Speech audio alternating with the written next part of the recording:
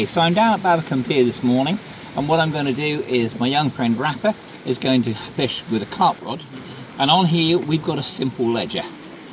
Now with the ledger, just exactly the same as the diagrams, you've just got 3 beads, a bit of carp tubing, swivel, link and a spike lead.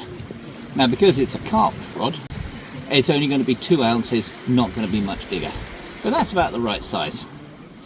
A nice flowing trace, and on the end of that we've got a bit of mackerel and a bit of squid. So that's just got the cartilage taken out of the squid, and just makes them a little bit more confident to take it. And that's our rig.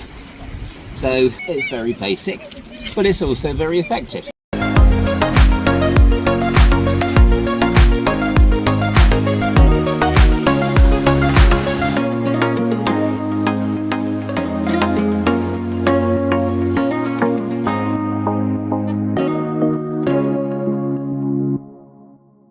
I don't know whether you're able to see that or not, but if you could, what you would have seen is that the lead weight went out probably about 80 to 90 yards, which is far enough for if you're fishing from a place like this pier here.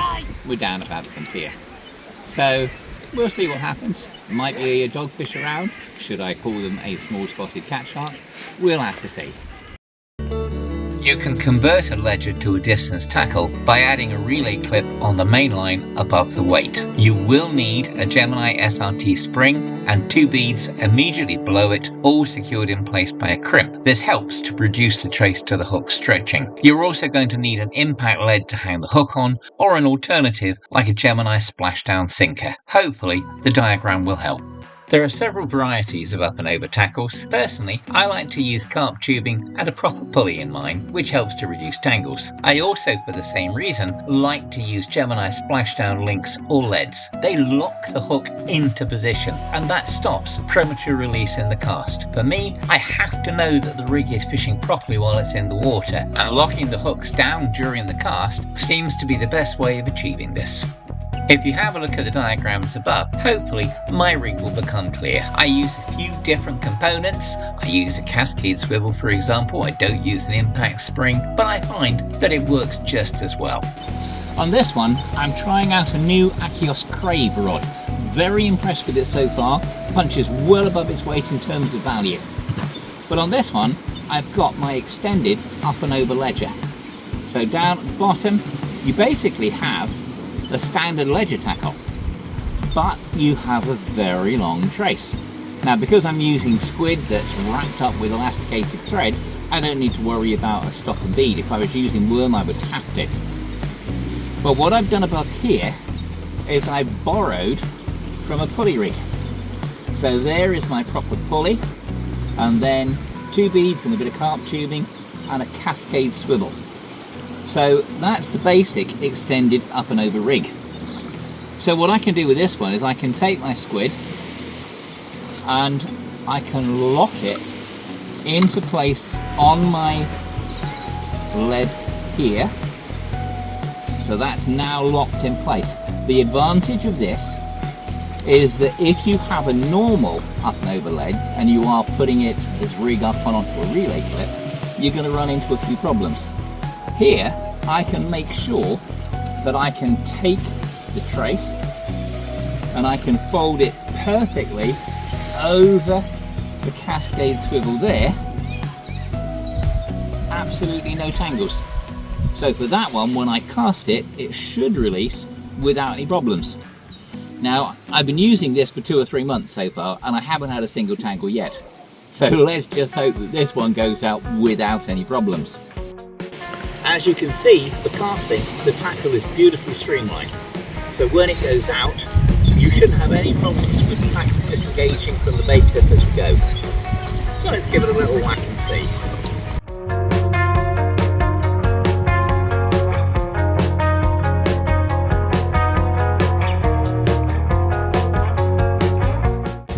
Absolutely perfect. No problems with disengaging. Let's hope, now it's hit the water, that the tackle is streamlined out beautifully. I hope so. We shall see. To make my version of the up and over rig, you start by cutting a length of 60-pound breaking string leader, that's assuming that you're going to use a 5-ounce lead weight, and tying a cascade swivel on the end. At that point you can put on a bead, a piece of tubing and another bead before sliding on a proper pulley. Once you've done that, you then slide the line through a swivel. On that, you're going to attach a fast link, and you're also going to attach a splashdown link to the weight. You're then going to have another bead, another piece of tubing, another bead, and then an ordinary swivel. To this swivel, you're going to tie a length of trace, which is probably going to be close on 2 meters long. You'll have to measure it up against the splashdown link and see. Put on whatever hook you want. If you're wanting to use an Aberdeen hook, for example with worm baits, you're going to need to add a stop and a bead. If, however, you just want to use squid baits or mackerel strip for dogfish and other species like that, then you won't need it. You can use a fine match elastic, for example, and then bind the bait to the hook, so you don't need to worry about having a stop and a bead above it. Worm baits are a different kettle of fish. If you don't use a stop and bead, air resistance as the tackle is in flight will push it up and away from the hook, and that could potentially mean that anything trying to eat your bait is going to miss the hook in the process.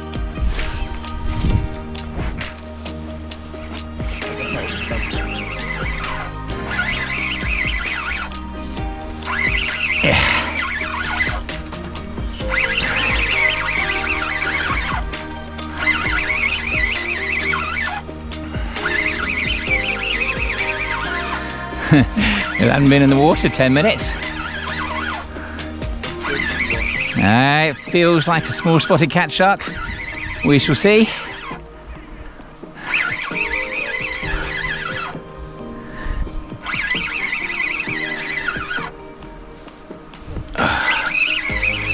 Let's hope that seal isn't around still.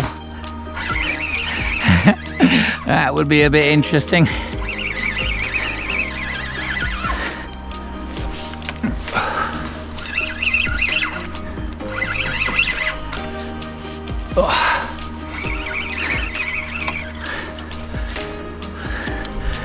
Yes. It's a small spotted cat shark. Oh no, it's okay.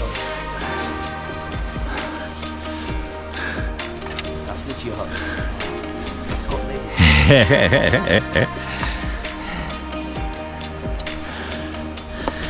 There we go. One small spotted cat shark. Right, so we shall let this one toodle off.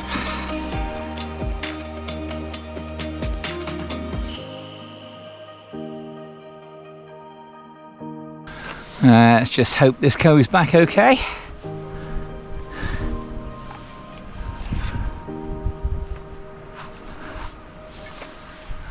There you go. No problems at all. That's the thing, you see, sometimes people throw them in, but when you throw them in from a height, it can actually concuss them. And that's when you see that they'll start actually swimming in towards the beach. You let them go with a landing net, every one of them will go fine. One thing that I did wonder about was if I made an adapted T-boom with eyes, or I made a very small version of my quick change boom that I use in the boats and clip it onto the bottom of a splashdown link using a piece of aquarium tube to firmly fix it in place. This would mean that the hook would lie above the boom, and hopefully that should cut down the number of tangles even more. I've had a few goes with the tackle, all of which look pretty promising, but I'll keep you informed. You never know, I can feel another video coming on. Anyway, that'll do for now. I hope you found the video informative, and if you wish to like or comment upon it, please feel free to do so. Also, if you'd like to subscribe to the channel, that would be wonderful. We really like it when people do. Thank you for watching, and I hope you enjoy the rest of your day. Goodbye.